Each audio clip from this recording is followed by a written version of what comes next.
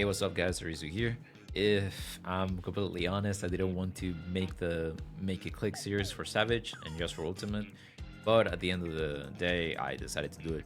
And here it is.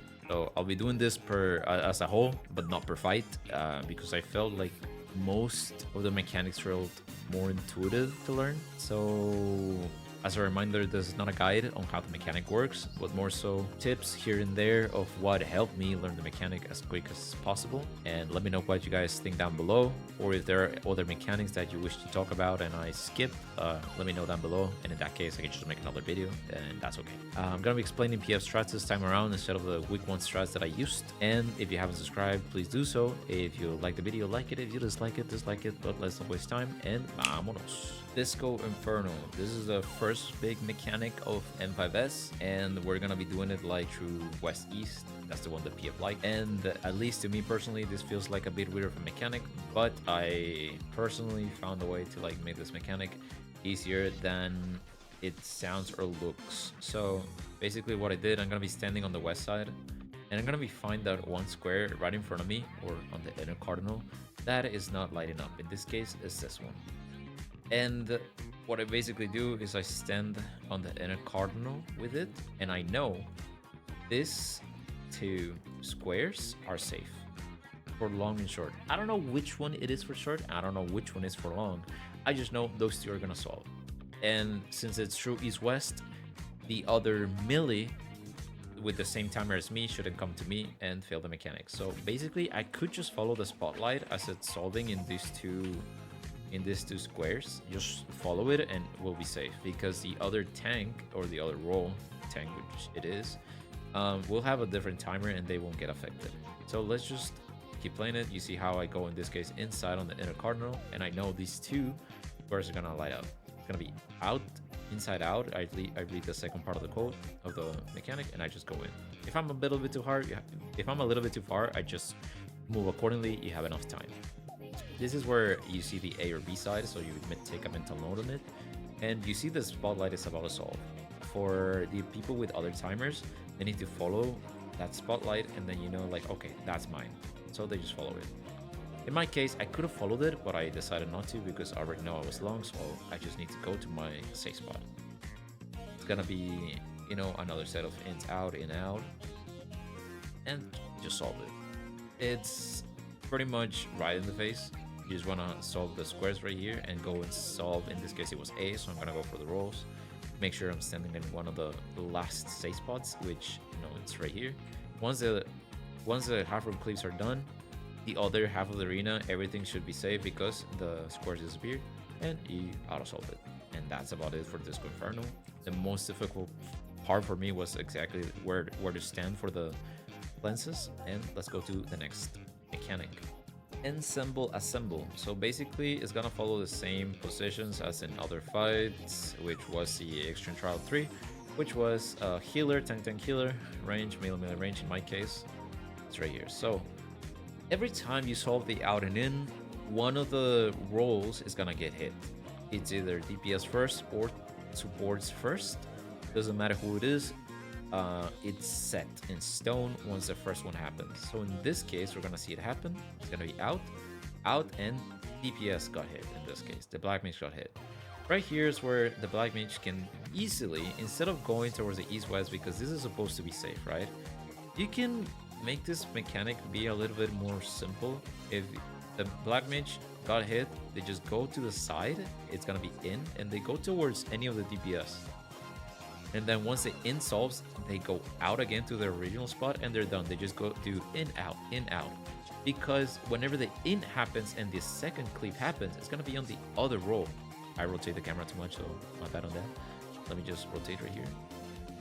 So you see, like, when the in happened, someone else got hit, but that's the support side. So the Black Mage basically went outside, went in towards the melee, and then went back to their original spot, and now they're done. They're just solving in, out, in, out, in, out. It makes this mechanic really simple. But honestly, one of the gacha moments, this is probably not the best one to show, but give me a second what I'm about to say. So right here, someone died.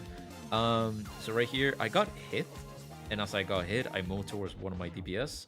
I go out, and I'm safe. So right here, this is where the part where actually.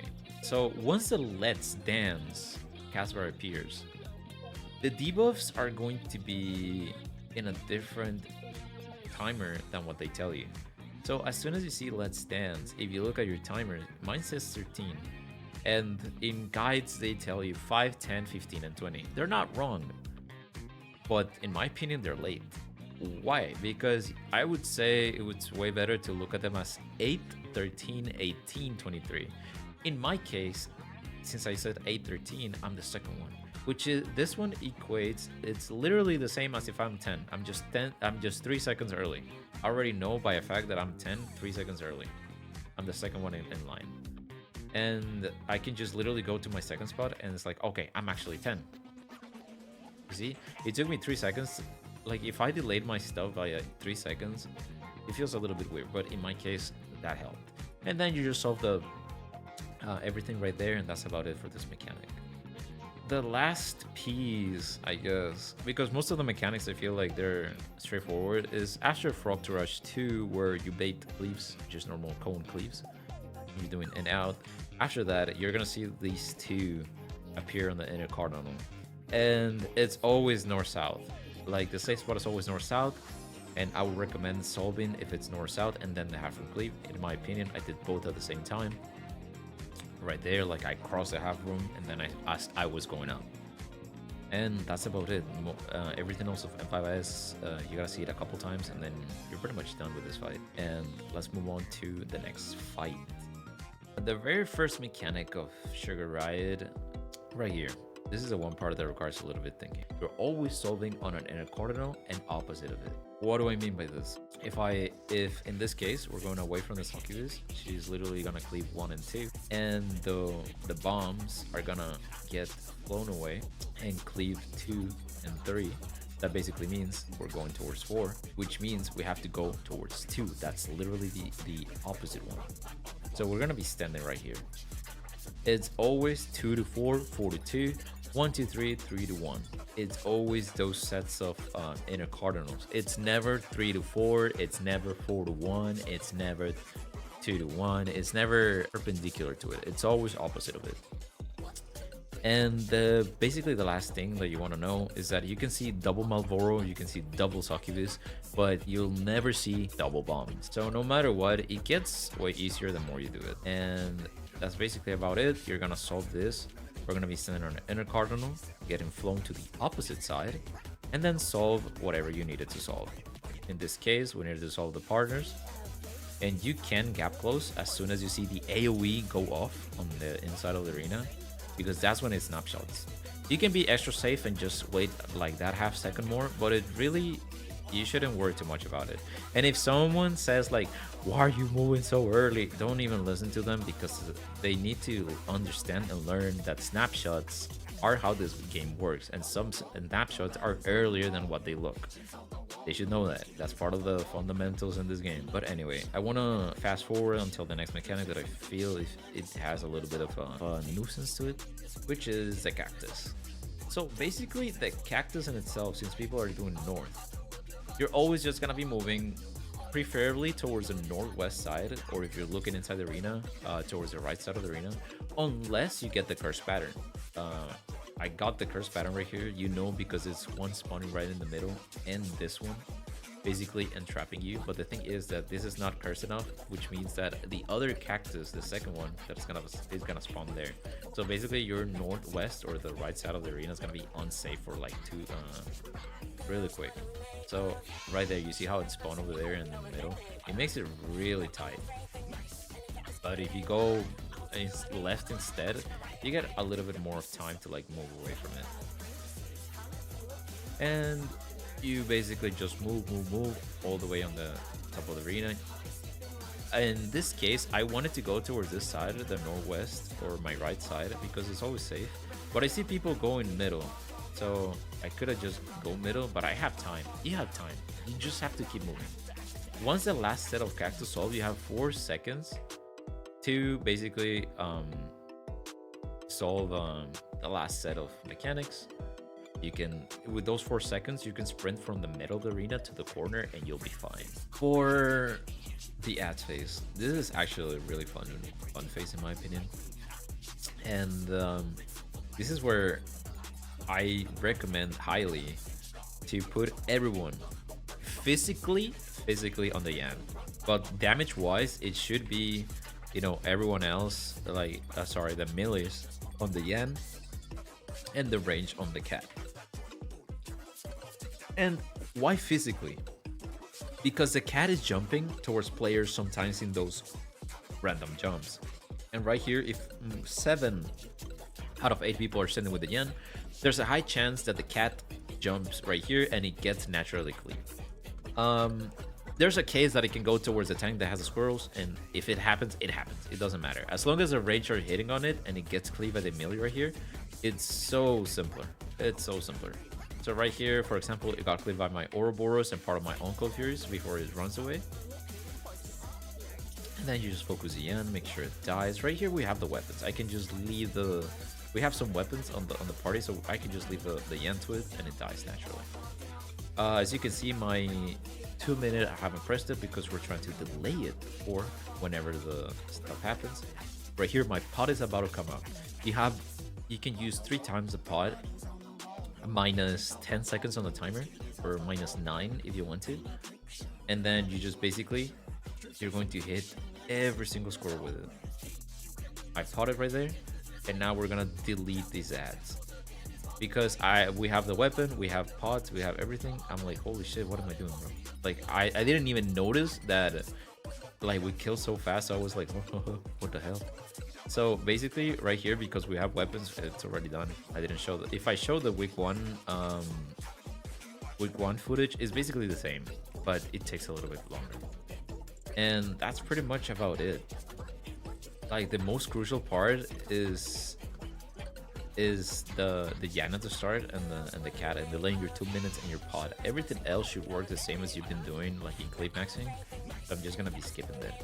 And outside of that, in M6S, I personally don't feel like there's something else. And everything else should be the same. So I'm gonna go straight into M7S.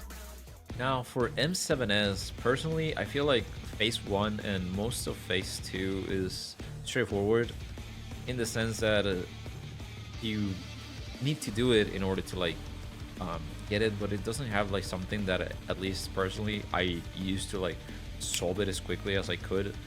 It was just a repetition mechanics. But right here, Strange Seeds, even though this is in my opinion also an easy mechanic, the placement was the one thing that hunted a lot of people. But I'm gonna try and say exactly what it was. So because now we have lock seeds, we have specific markers, we know exactly where to go, it makes it way easier. In my week 1 I did Bilibili. It was way easier for people, but it had cursed patterns that people couldn't resolve, and that's okay, you know, it just got switched to lock and it's lock seeds work. So Strange Seed is gonna happen. The important thing right here is remembering the tempo. So Strange Seed happens, and you're gonna see the first one. You need to remember that the first one is out, right? And there's a chance that you don't see this spawning. Like, no one in this side of the arena could get it. Meaning you have to remember that the Casper was done, the first seeds went out, and you need to remember that you know, the next one that appears is gonna be in on those markers. Because it could happen like right here, and you may not see it, so you can get a little bit troubled knowing that you may not know which tempo you're on. And it's gonna happen, you're gonna place it, yada yada. There's also one of those chances that a person decides to place it in the wrong spot. You're gonna see it right here. So usually this should be safe, but because it's getting cleaved right here, in my head it's like, okay, just adjust, like move to the side, right? And pray that I don't get cleaved because someone placed it a little bit wrong, but usually you should be safe if someone places it a little bit wrong. Thankfully nothing happened, but you know, you just solve it normally as in the right plan, and everything else should work the same. So let me go ahead until the next mechanic that I feel that it has some tips that maybe could help. For Stoneringer 2, just a small thing before Deathmatch, is that one of the arms is gonna be glowing and it's gonna tell you if it's in or out. The arm that is not glowing is a safe side for when the lariat is about to happen. You already know from before. Right here is the left side. I don't even know what I'm trying to do, but hey, you know, I already won there. And before it started glowing, I already knew. And you already know now. So if you didn't know before, now you know. And let me go ahead until the next part, which is Decary Deathmatch. So Decary Deathmatch is casting. You're gonna see the tethers. You're gonna see the spore sacks spawning. And what I do right here is that I'm gonna be standing on the west side, hovering A and B, because my partner, which is gonna get the partner stack right here, is gonna be on the west side. So basically, I don't want to be too far away. Right here, the summoner could have went towards southeast and not get a big dot, just a second dot. Right here, they have 3 dot. It's fine as long as they only get 1 tick and not multiple ticks. But people just have to be careful about that. So right here, the other part is this specific thing. There are some lines on the floor that are really hard to see. Actually, I'm trying to draw them as best as I can. I want to be standing in this one right here. Now let me delete everything and show you that I'm standing right there where it meets. If you place it right there, you give space for melees to be standing in this triangle. Same, it goes the same from the other side, but it also gives space for the range to go in this spot right here. They have this spot right here, so they don't get ticked too much. They could also stand here, but you gotta remember that if you stand right here, you're gonna get a 2-tick debuff instead of just a 1-tick debuff, which in itself is not dangerous, but you'd rather not get ticked. Now I will be moving towards M8S. For phase 1 of Howling Blade, we're gonna have Eminent or Revolutionary Rain. For me, if I read Eminent Rain, I tell to myself follow. If I see Revolutionary, it's gonna be follow stay. What do I mean by this? Let me show you once it's happening. So right here's Revolutionary Rain. It's follow stay. So I'm gonna follow the boss and gonna stay where he is.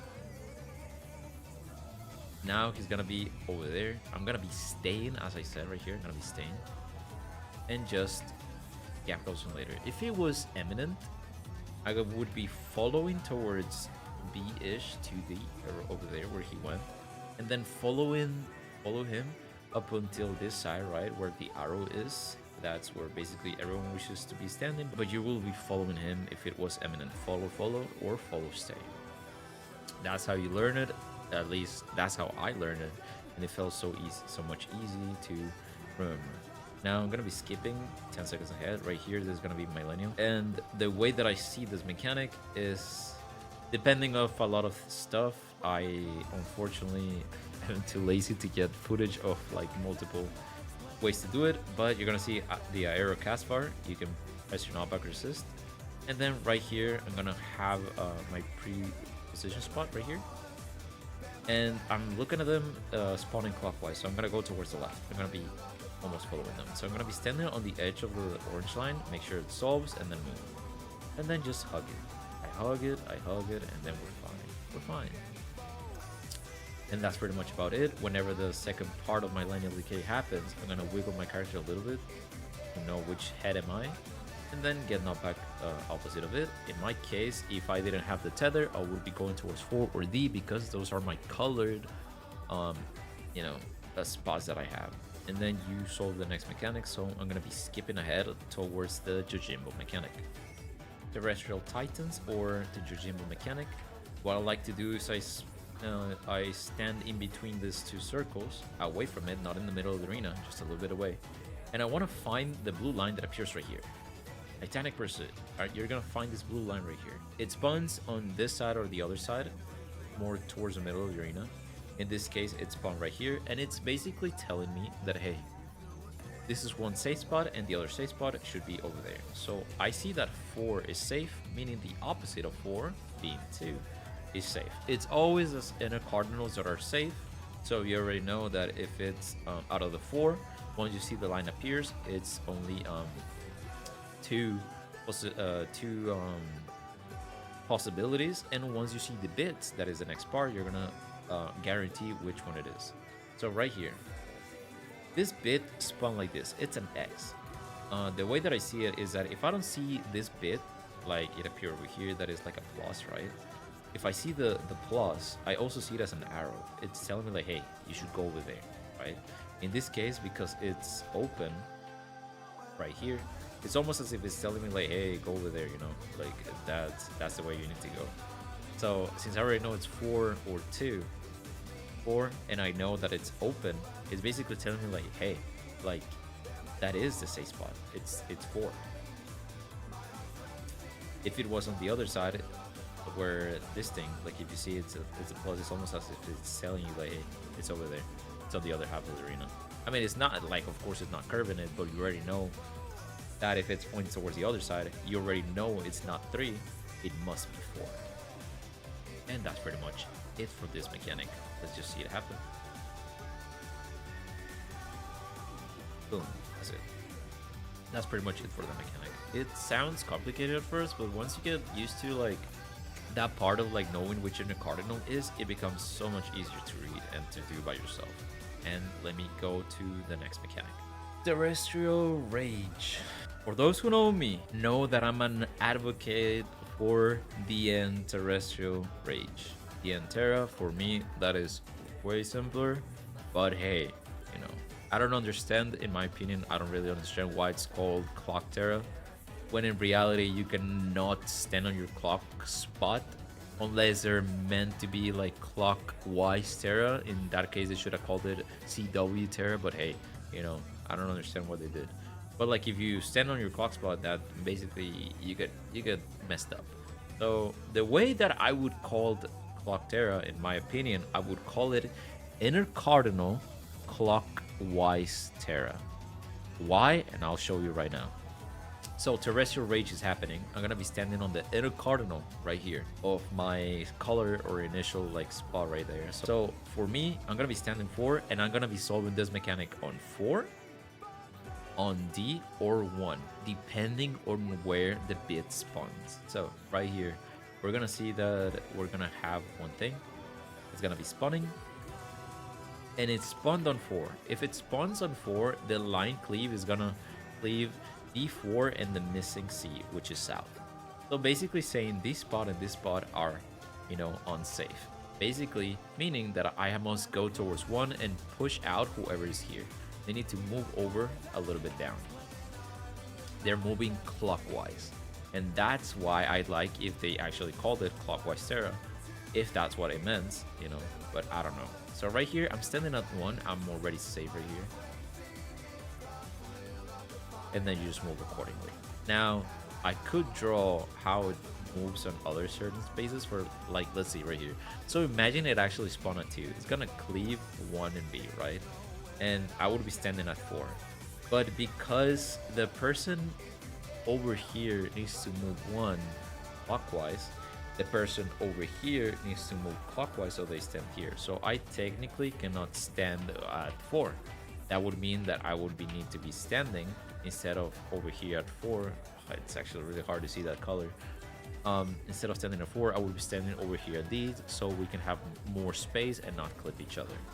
There are many other ways to like look at this mechanic, but that for me is actually the easiest to like see now. And then you just true north the second part of the mechanic and solve it as you go. And that's Tera Rage. But the way that I see it is just move clockwise until it's available for you. Feels way better than just calling it clocks and then just call it a day. But hey, as long as it, I mean, if they meant it was clockwise Tera, then it's actually way better to call it clockwise Tera just instead of just clock Tera.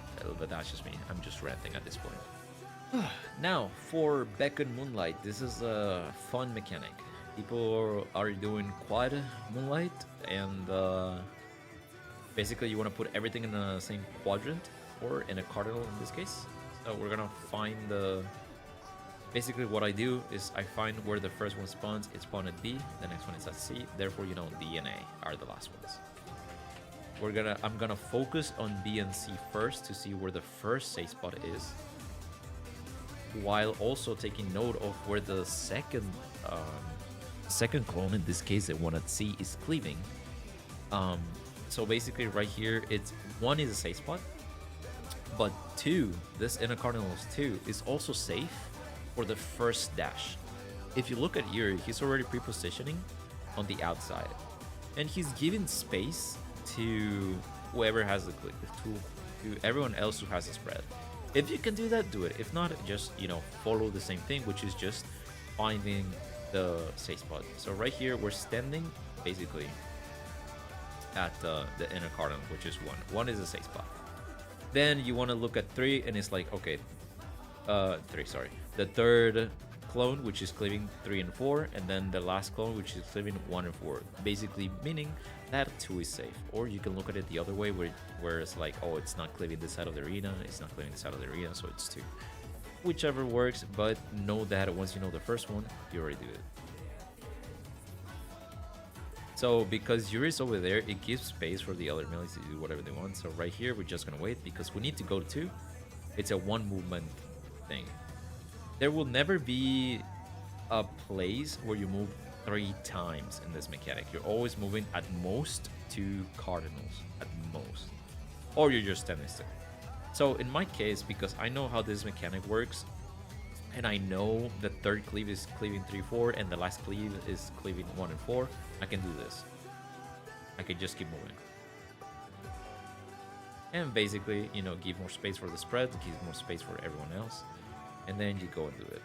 You're basically free. And after this, you do the same mechanic we did at the start, and, you know, party stacks 8 times the Trembling Timbers, and you're pretty much done with the fight. You know, raid wide, 2 autos, raid wide, if you have the time. Let's go to the second phase. Okay, so the first mechanic that I want to talk about is Twofold Tempest, which basically, it follows, I wouldn't say like exactly the same pattern, but it follows somewhat the same pattern as a program loop from Top, which basically, if you get Tether first, you solve the third cleave. If you get Tether second, you solve the fourth cleave. If you get the third Tether, you solve the first cleave. Fourth Tether, second cleave. However you want to see it, it works the same way. So in this case, there are 2 important pieces of information if you're gonna grab the tether. So you see the teleporter right here. You want to be standing right here in front of it. When the doesn't matter, whenever you need to catch the tether, you're gonna be standing in front of it, and as someone's gonna come and like give it to you, in this case, I'm the first one with the tether.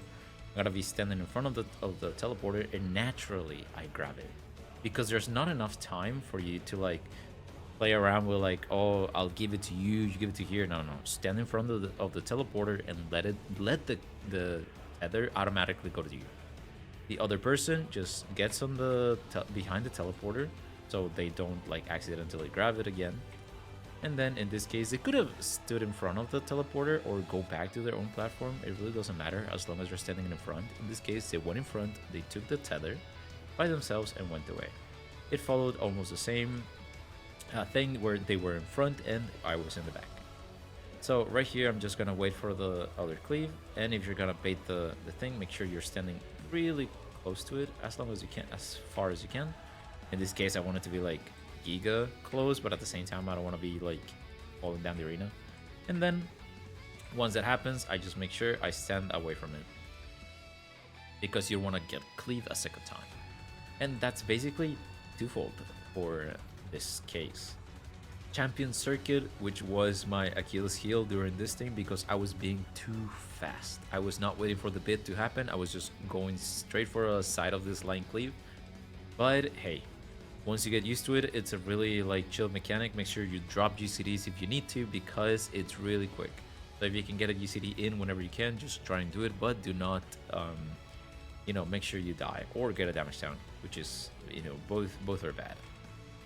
So right here is gonna go counterclockwise, which is gonna be line through the middle. It's gonna be in, it's gonna be out, it's gonna be in, and then middle. So right here, we're gonna wait for the bit to spawn. It's gonna be the line cleave. We're gonna go to the right side. You just wait. Now, since we know it's in, I'm gonna go in and then C Once you're about to go in, you're gonna see the bit light up again, so you know, like, okay, you need to go to the right. Right here, the white mage got clip, but hey, that's fine. They're a healer. Right here, you go out, and as you're going out, you see the other bit. Same thing. Now it's gonna be in again. I saw the bit on my back moving, so I go to the right. Now it's gonna be middle. We go middle, and you see the bit moving again, so you move to the right. It's a really fast mechanic, but as you're going to the next safe spot, you can see the bit moving, so you already know which half of the arena is actually safe. Once that happens, it's basically the same thing that you've been doing again, which is like party stacks into the UB light or something like that. So let me go ahead for the final and last mechanic. For this one, we're doing Lone Wolf's Lament. Pretty much, there's not much I can talk about it, which is just follow the raid plan. It's a really straightforward mechanic in that sense, at least this part of the mechanic. In my opinion, what makes it really, really hard, it's what happens after this. So you're gonna go to your pre-position spots based on the raid plan of Rinon, and you're gonna solve the towers accordingly to where they spawn, at least for the north people. Everyone else has a static one. South is always 3, this is always 1, this is always 1. It's only these two that can be either 2 here or 2 here, and then 1, 1, right? So it really like, you have to just pay attention to that if you're one of the north people.